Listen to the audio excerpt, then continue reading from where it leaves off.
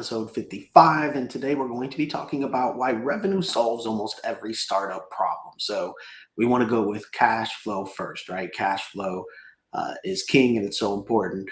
I'm definitely a fan of listening to obviously experienced entrepreneurs and successful entrepreneurs, whether it's motivational speaking or following them on Instagram or any of that kind of stuff. And one of the sayings that I like is when Mark Cuban says, cash flow cures all, right? There is no substitute for having cash flow come through your business in order to keep your business alive in most cases and to allow your business to thrive. And, we're not even necessarily talking about profit, but we're talking about cash flow. And it's just so important because when you're stuck with no cash flow, you're just that. You're stuck.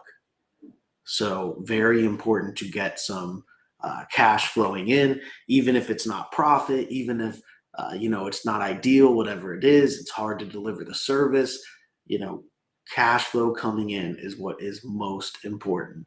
Even if your cost of customer acquisition is high, whatever the case is, we want to make sure that we have revenue coming in. That's going to allow you to shift and make moves, right? It allows you to, like, for example, it'll allow you time, right? You can get some cash flow coming in, then you don't have to execute for a while.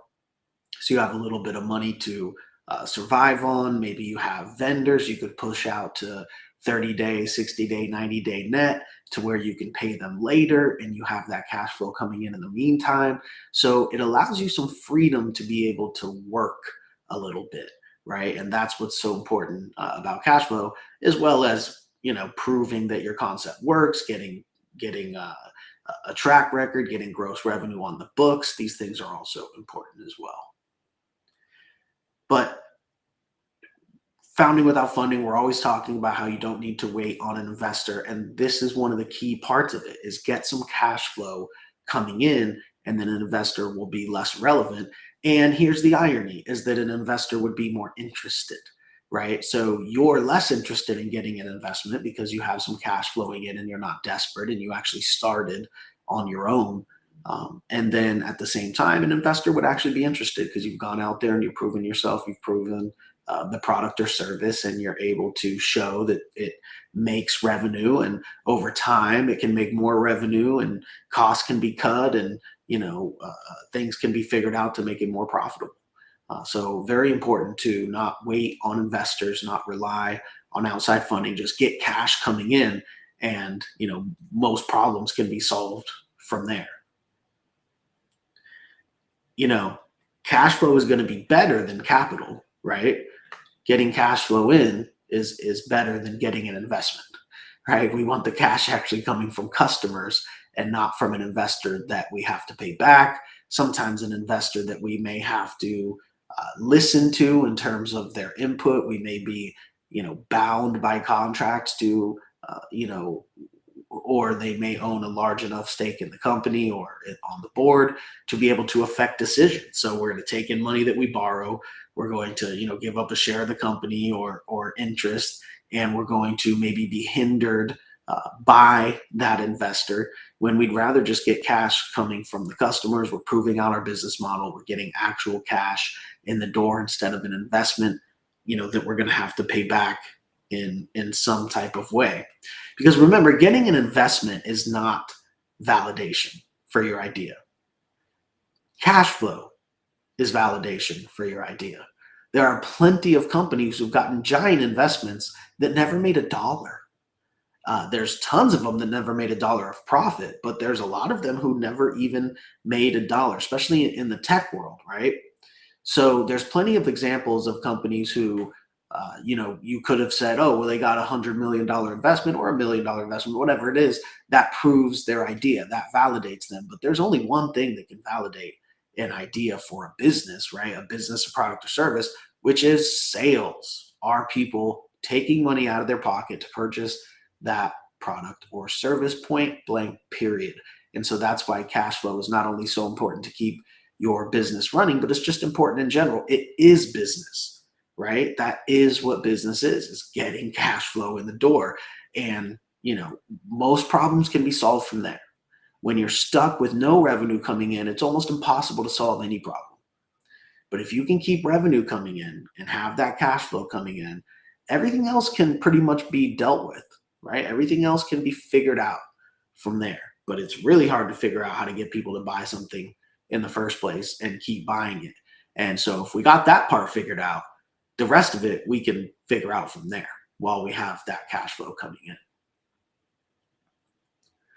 So, I'd rather have revenue coming in than being branded and just like I said, maybe you get a big investment or maybe there's some news stories about you or whatever, but you got to have a product ready to sell, right? So I would hate to get some great PR and then not have a product out there to actually sell to capitalize on that to get cash flow. So think about cash flow first before we're thinking about branding. We need to be thinking about direct advertising to get a direct return so that we can have cash flow coming in because cash flow is everything. All right, so why don't we go ahead and take some questions now? Remember that you can always send in questions ahead of time to at Founding Without Funding or at Kyle Hiersche. You can also drop any questions you have there in the chat live because we do stream this live on all the different platforms. I do have some questions here that were sent in already. Remember, if you need help starting or growing your business, go to foundingwithoutfunding.com and you can get the book there and it could walk you through uh, the steps there to actually start and grow your business without an investor. Now, if you want to be a little bit more hands off and have somebody handle setting up your company for you, my team can actually do that. If you go to yourdigitalbusinesspartner.com, we can help you set up your LLC, your logo, your website, your social media, your ad campaigns, all that kind of good stuff. So if you want to take a little bit more hands off approach, go to yourdigitalbusinesspartner.com.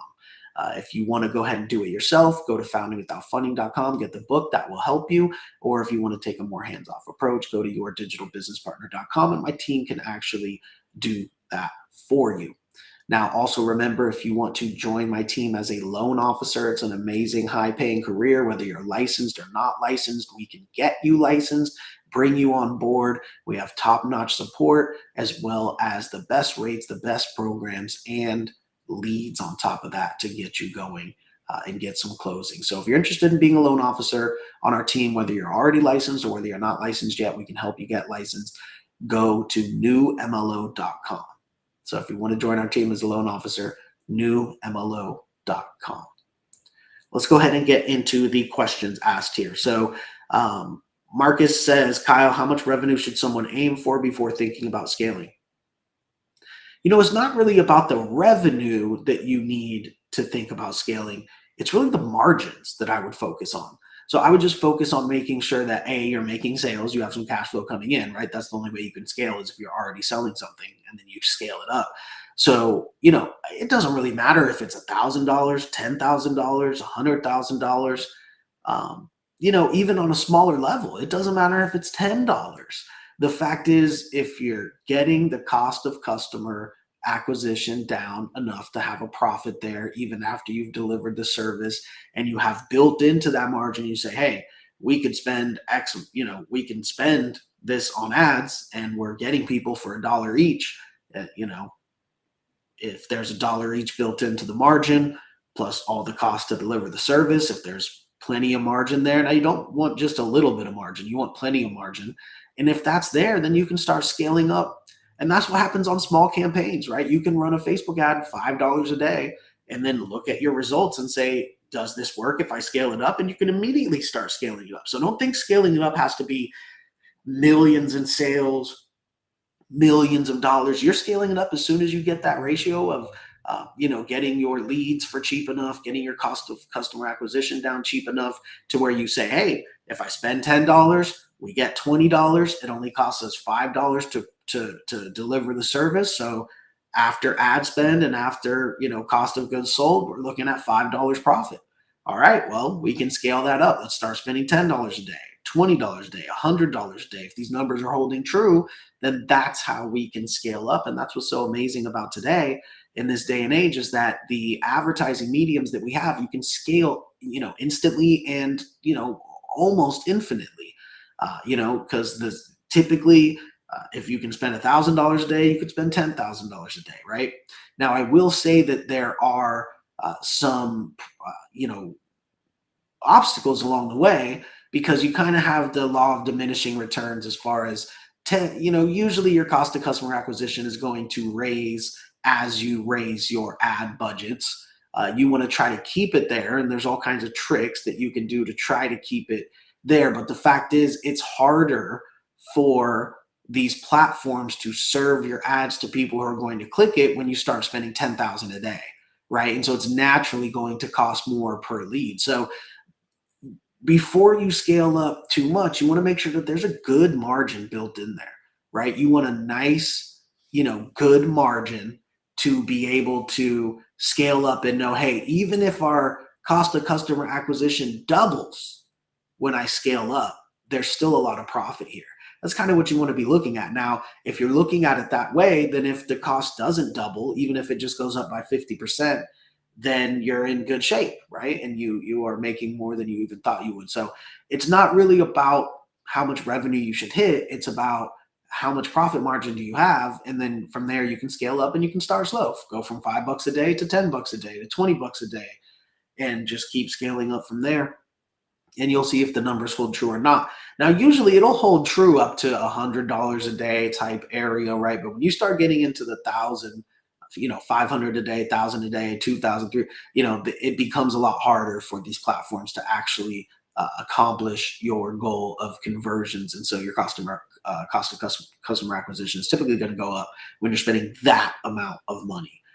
And so that becomes kind of a new hurdle when you get to that point where you're spending, 1,000 plus a day.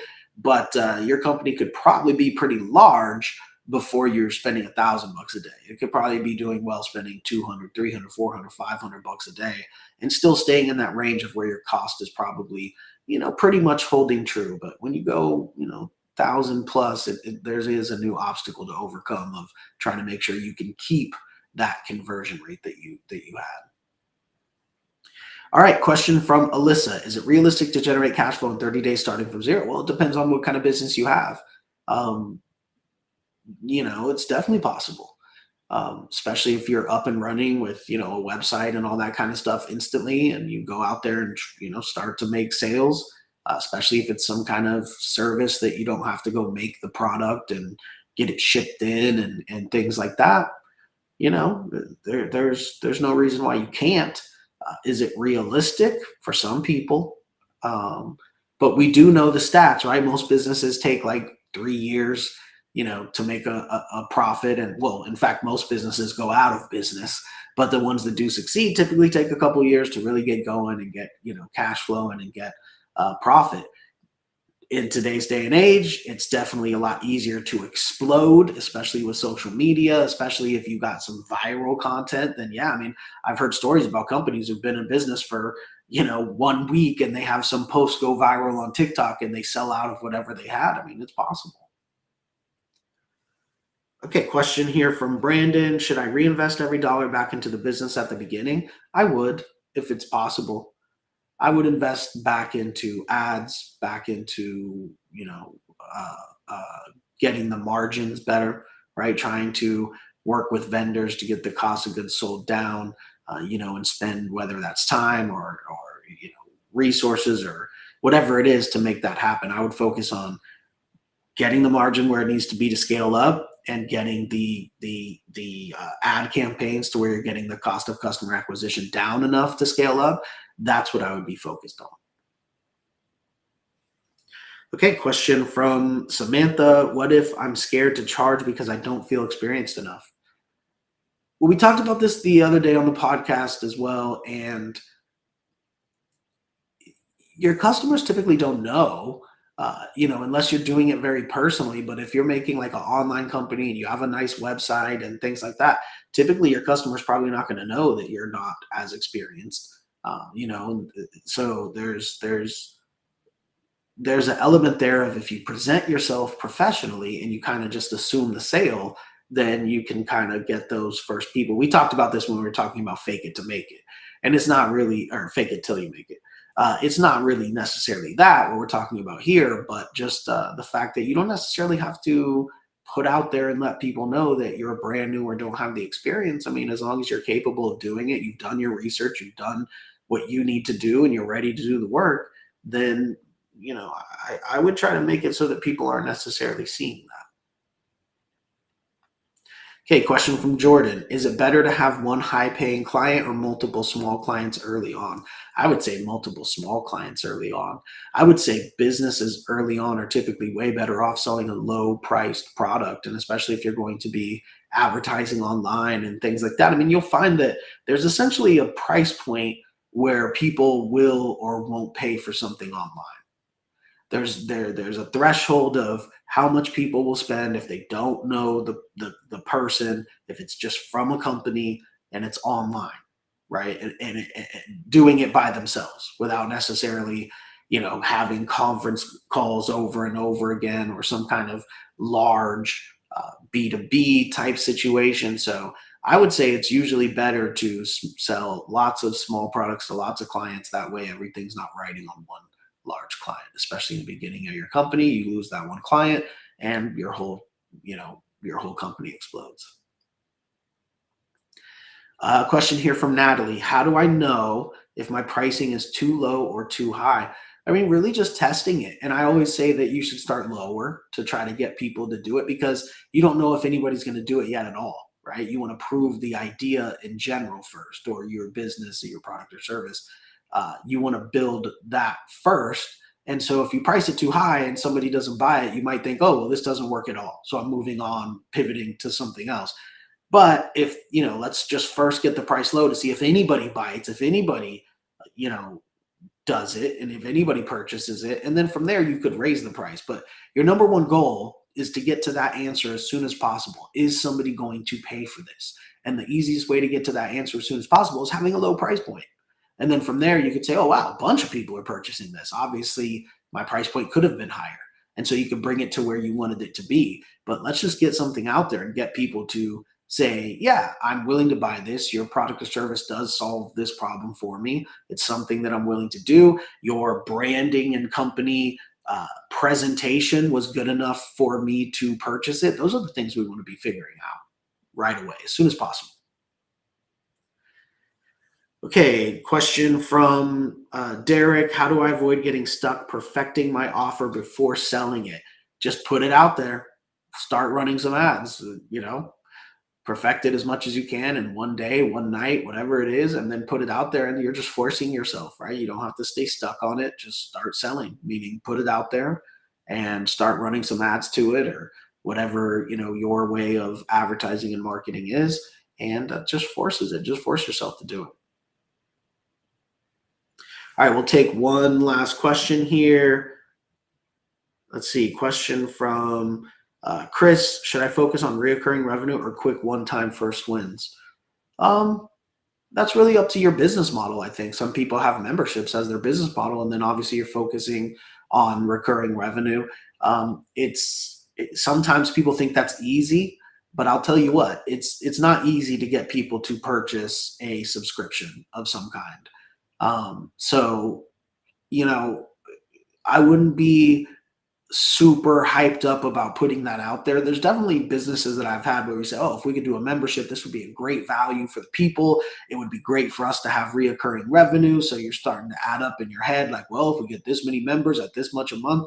But it is difficult to get people to subscribe to something, especially when you're talking about something of a decent value, $1, $2, $3, $4, $500 a month, whatever it is. It's extremely difficult to get people to press that button to actually subscribe. So I would keep that in mind. Keep in mind that it's probably harder than you think. It was definitely harder than I thought.